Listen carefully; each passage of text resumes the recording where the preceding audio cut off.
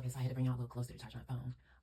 So by this point, I start throwing shots back. Like, I'm not gonna let you try to bitch me online. I'm gonna say my piece. I'm gonna respond every time you send something. And because I'm not about it and I'm not pussy, she needed to go get her coven now. So I'm pretty sure they were involved the whole time. But at this point, her coven gets involved. And they start just this whole smear slander campaign of me. Like, her calling me names, them making stories and all types of shit about me, making up stories about me, making YouTubes, screenshotting my videos and talking about my looks.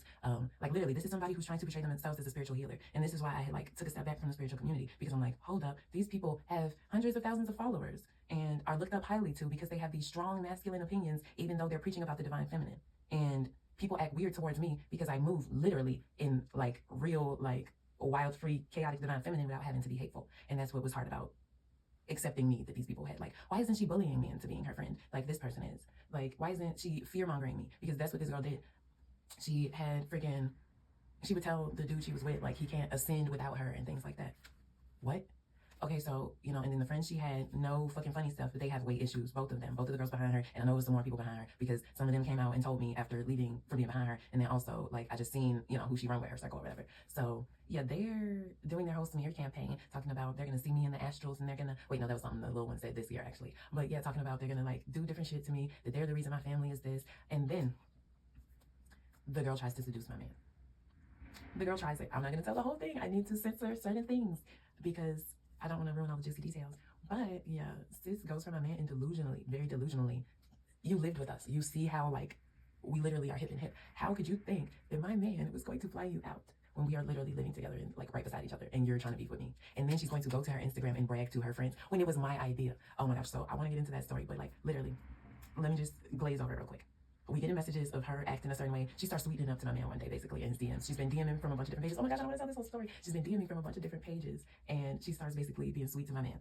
I tell my man, play into it. The bitch is getting retarded. Oh, I said a bad word. I said play into it. She's not, like, something's wrong with her to think that after throwing spells at your wife and family and doing all that weird shit in your house that you're going to play into that. But she believed it.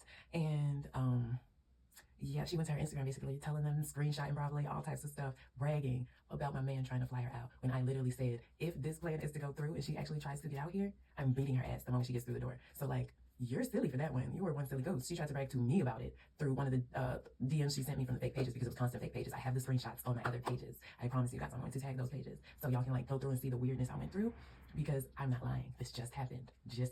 And we're at the end of this year. So I believe it was still going on. Yes, it was still going on at the beginning of this year. So this is me finally just being like, okay, that was weird. Does anybody else like see how fucking weird that is? Because that was a lot to deal with. Anyways, any freaking ways.